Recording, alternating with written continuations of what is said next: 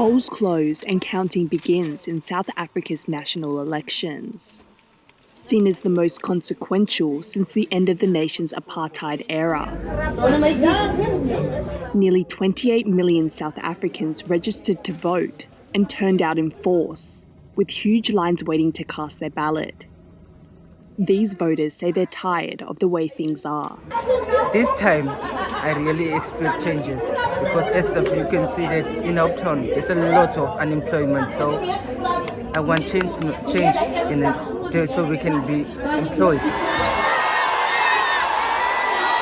Current President Cyril Ramaphosa is vying for 5 more years in office with his African National Congress party. The ANC has ruled South Africa since leading the country out of apartheid's white majority rule to democracy in 1994, with Nelson Mandela at the helm. But the party is now the target of discontent among younger generations. As South Africa's population of 62 million struggles with an unemployment rate of nearly 33%, the highest in the world. There has also been a failure of basic government services that sees many communities go without running water, electricity, or adequate housing, while the ANC has faced numerous corruption scandals. Polls suggest the inequity threatens to unseat the party, but Ramaphosa has promised to do better and remains confident. This is the day when South Africa decides on the future of our country, who should lead the government of South Africa.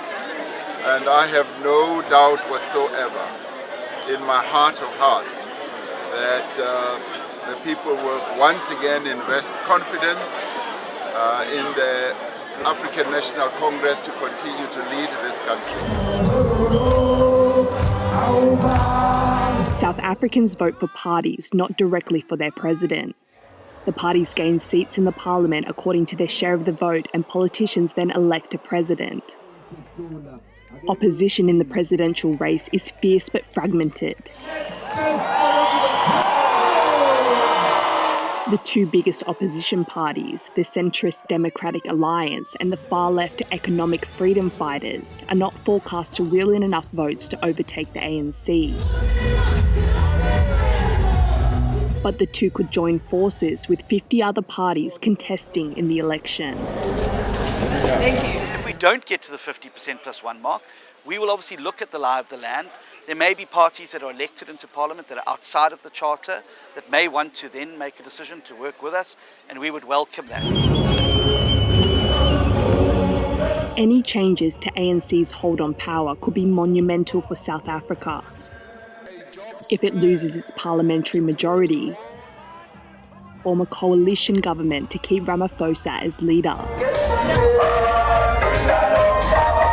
South Africa is now bracing for results expected by Sunday, as the promise of change hangs in the balance.